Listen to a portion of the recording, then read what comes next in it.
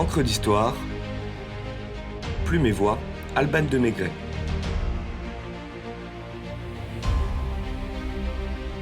La Statue de la Liberté, un symbole universel made in France.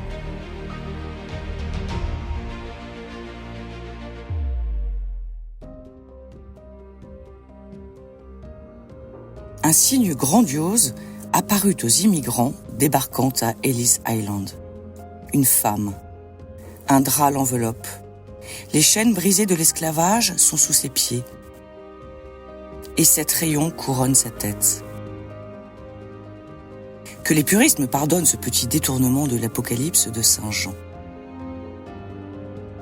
Le 18 février 1879, Frédéric Auguste Bartholdi, grand sculpteur d'origine alsacienne, obtient le brevet D11-023 décrit en ces termes. Une statue représentant la liberté éclairant le monde, qui consiste fondamentalement en un personnage féminin drapé, avec un bras levé portant une torche, alors que l'autre tient une tablette gravée et avec un diadème sur la tête. Le visage possède des traits classiques mais graves et calmes.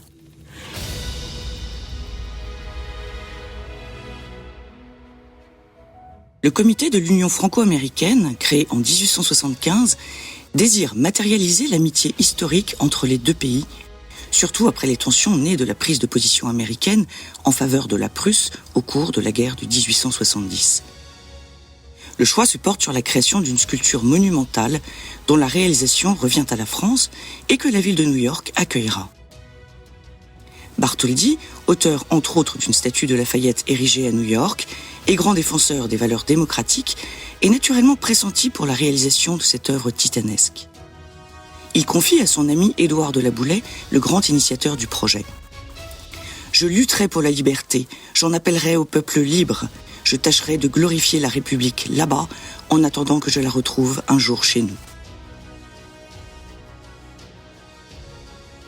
Le sculpteur fait appel à l'ingénieur Eugène Viollet-le-Duc pour le choix du cuivre. À sa mort, il est remplacé par Gustave Eiffel, qui réalise l'une des formidables prouesses techniques du XIXe siècle avec ses charpentes métalliques. Ensemble, ces hommes créent la statue la plus colossale jamais réalisée, haute de 46 mètres, 92 avec le piédestal, et lourde de 125 tonnes d'acier et 31 de cuivre. Son visage est celui de la déesse romaine Libertas, fils de Jupiter et de Junon. Ses dimensions impressionnantes visaient à surpasser celles du colosse de Rhodes, la 6e des 7 merveilles du monde antique. Il faut dire que la statuomanie est en vogue depuis la monarchie de Juillet. Quant à Bartholdi, il multiplie les projets en la matière, tant les colosses de Memnon l'ont impressionné au cours de son voyage en Égypte. Son choix pour ériger Lady Liberty se porte sur Bellows Island, futur Liberty Island, au sud de Manhattan, à l'entrée du port de Big Apple et faisant face à la vieille Europe. Si l'on en croit le récit fictif amusé et amusant de Jacques Offenbach, dans Notes d'un musicien en voyage, les travaux pour les fondations du socle ne furent pas si simples pour le sculpteur.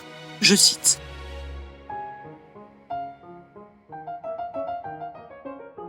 Pendant que ces hommes travaillaient, l'artiste considérait avec émotion le trou qui se faisait de plus en plus profond.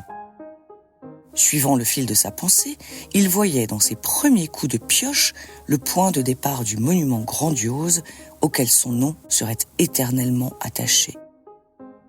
Il en était là de ses rêves quand il sentit une main qui le frappait sur l'épaule. Le sculpteur se retourne et se trouve en présence d'un policeman. « Que faites-vous là ?» lui demande gracieusement l'agent de la loi. « Je fais creuser les fondations de la liberté éclairant le monde. » « Qui est-ce qui vous a donné la liberté de faire ce trou ? » ?»« Mais c'est... Vous ne savez pas qui ? » ?»« Pardon, c'est l'Amérique. L'Amérique qui m'a commandé une statue. Je cherchais un endroit convenable pour élever mon monument. Celui-ci est merveilleux.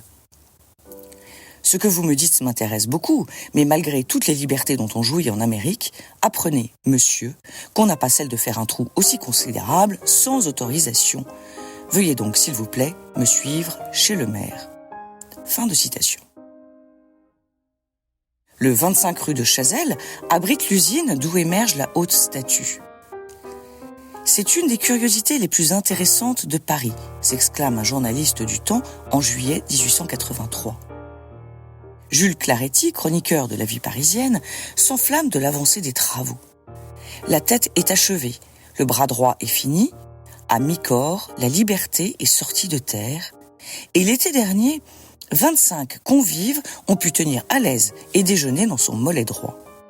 Le reste, le sang, les épaules, les draperies de la poitrine, est encore dans la forge, mais le travail s'achève. Des doigts gigantesques, des indesques de près de 2,5 mètres, sont là, tout fondus contre la muraille. On se croirait au pays de quelques féeries, dans l'usine où des nains fabriqueraient un géant de métal.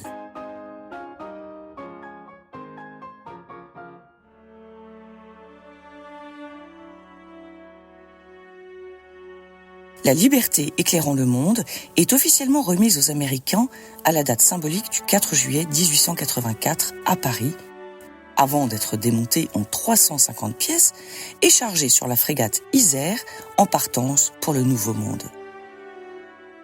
L'inauguration a lieu en octobre 1886, année des 110 ans de l'indépendance des États-Unis, en présence du président Grover Cleveland et de nombreuses personnalités.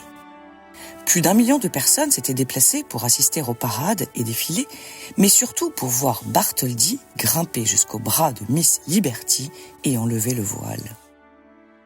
Ce jour-là, l'entreprise de fonderie française Gadget, Gauthier et compagnie a fait le déplacement de la plaine Monceau jusqu'à New York.